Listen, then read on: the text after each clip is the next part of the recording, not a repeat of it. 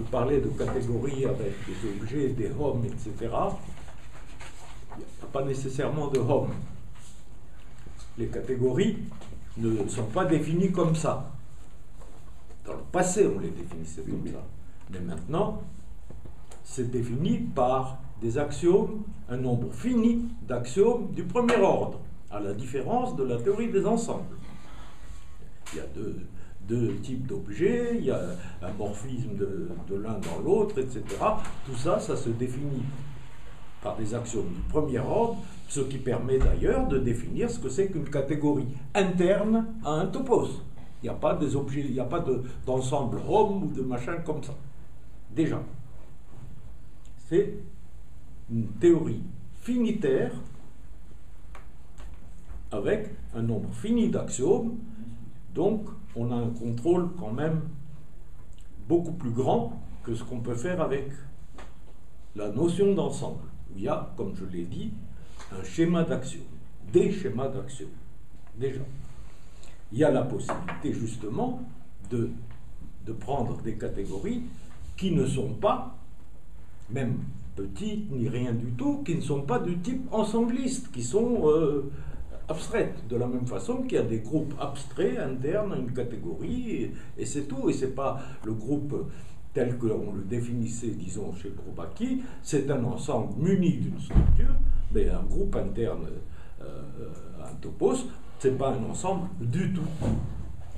C'est un objet avec des flèches qui vérifient un certain nombre d'axiomes, et c'est tout.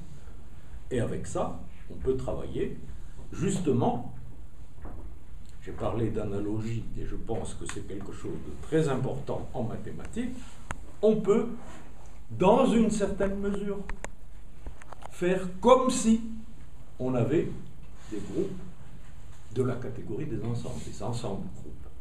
On peut faire comme si, et essayer de voir quels sont les théorèmes qu'on peut prouver dans le cas des ensembles, et qui se propagent dans les groupes internes à n'importe quel topos, par exemple. Et puis, voir aussi ceux qui ne peuvent pas. Et ça peut être même plus intéressant de voir ceux qui ne peuvent pas. Parce que dans un topos, on est comme si on était dans les ensembles, mais avec moins de propriétés. Moins de propriétés, ça pourrait sembler être un désavantage, mais quelquefois, c'est un avantage. En quel sens?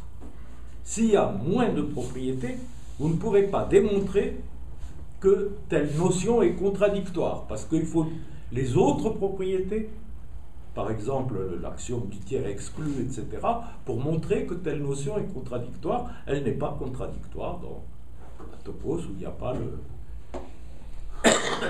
ou qui n'est pas booléen, puisque, pour parler de manière technique. Et par conséquent, on peut trouver des groupes bizarroïdes qu'on ne peut, des groupes d'autres structures bizarroïdes qu'on ne peut pas trouver dans les ensembles. Voilà.